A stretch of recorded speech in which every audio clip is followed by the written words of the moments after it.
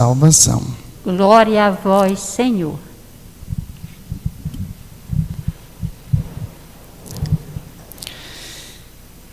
Meus irmãos e irmãs, duas principais dimensões da fé. Quando eu visitei Cesareia de Filipe, esse lugar, que provavelmente foi ali que Jesus estava com os discípulos, numa dessas peregrinações, Cesareia de Filipe é muito interessante, porque é uma montanha onde tem várias grutas. E em cada gruta tinha um deus, um altar. Então tinha a gruta do Deus Sol, tinha a gruta do César, né? E Jesus, ali diante dessas grutas, ele pergunta para os discípulos: quem eu sou? Quanto é importante a gente lembrar que a dimensão da fé nunca tira a liberdade. A dimensão da fé, antes de mais nada, coloca de nós uma capacidade de decisão, uma escolha. Quando Jesus, diante dos apóstolos e diante de nós também, ele nos faz fazer uma reflexão muito profunda. Porque às vezes a gente pensa que na nossa vida nós não estamos fazendo escolhas importantes e as nossas escolhas são cotidianas e contínuas. Por isso que dentro desse discernimento, por isso que dentro dessa nossa lógica, para onde estamos caminhando, para onde a minha família está caminhando, a fé tem essa dimensão, primeiro do discernimento e depois da escolha.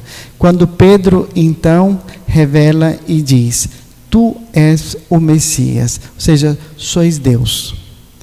Deus existe. Até o ateísmo. Quando alguém nega Deus, já é uma contradição filosófica, porque não se nega, ou não se pensa em negar, aquilo que a razão diz que existe. Nós nos tornamos deuses de nós mesmos, o dinheiro pode tornar um Deus, o poder pode tornar o Deus, ou o Deus de Jesus Cristo, um Deus que mostra a plenitude da humanidade. Então, nesse itinerário dessa escolha, é que a fé vai se fundamentando. Não se existe uma escolha definitiva. A escolha é contínua. Pedro e Paulo, como dois hoje, vestidos de vermelho, porque eles são testemunhas, ou seja, eles são mártires. Eles morreram testemunhando a fé. Nesse itinerário, nessa nossa vida constante, é que a fé vai nos transformando. Nós nos transformamos naquilo que nós realmente acreditamos. Se eu não venho transformado pelo amor, por exemplo, do matrimônio, se eu não venho transformado pela aceitação dos sacrifícios da vida, se eu não venho transformado pela honestidade que eu acredito, é porque eu não acredito. É porque aquilo ainda não se tornou parte de mim. Isso eu estou falando sem nenhum aspecto moral, mas pelo contrário, pelo aspecto da liberdade. A fé não é dogma, a fé é vida. Eu posso dizer que acredito em tantas coisas, não é assim automático, e é muito mais bonito, é muito mais verdadeiro viver a dinâmica da fé dentro da própria vida, do que simplesmente colocar a fé dentro de parâmetros rígidos, que eu ainda não experimentei, que eu ainda não vivi, que ainda não se tornou carne da minha carne. Isso é o itinerário do testemunho. Por isso que dentro desse testemunho, dentro desse itinerário, nem a Pedro e nem a Paulo faltaram os momentos de conflito. Nem a Pedro e nem a Paulo faltaram os momentos de falta de fé e de colocar ainda em jogo até mesmo a imagem de Jesus Cristo. E um encontro muito importante, uma vez com os freis do mundo inteiro. Era um frei que era um ministro geral.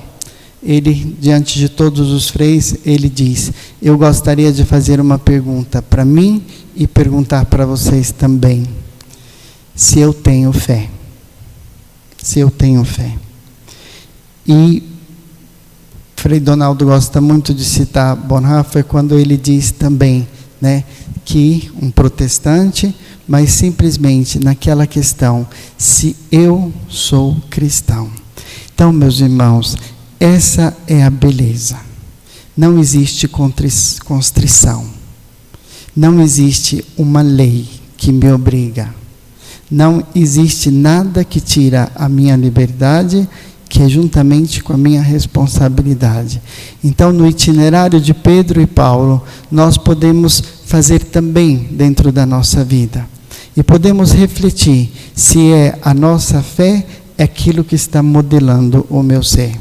Se aquilo que eu vivo realmente, se fala hoje de uma fé líquida, como uma sociedade líquida. O que é uma fé líquida? Uma fé líquida, pelas definições, é simplesmente uma fé do dogma, mas que não tem vida. Uma fé do rito, mas que não tem vida. Porque eu olhar quem tem fé, ali tem que ter uma mudança. Esses dias eu fui dar a unção dos enfermos de um jovem de 22 anos, que ainda está na UTI, mas que está lutando contra o câncer. Eu o encontrei faz uns 5 meses e depois agora. Não é necessário, não era absolutamente necessário que aquele jovem me falasse que ele é cristão. Não me era necessário que ele me desse um testemunho e nem mesmo a família. Por quê? Porque aquilo já irradiava da vida deles. Então, diante desses dois mestres, né, da fé, vamos pedir a Deus essa graça. Vamos pedir a graça de experimentar cada vez mais na nossa vida a liberdade da nossa escolha. E que essa nossa escolha seja tão profunda que vá tocar a nossa alma e nos vá transformar em Cristo. Testemunhos de Cristo, espelho de Cristo dentro do nosso cotidiano. Assim seja.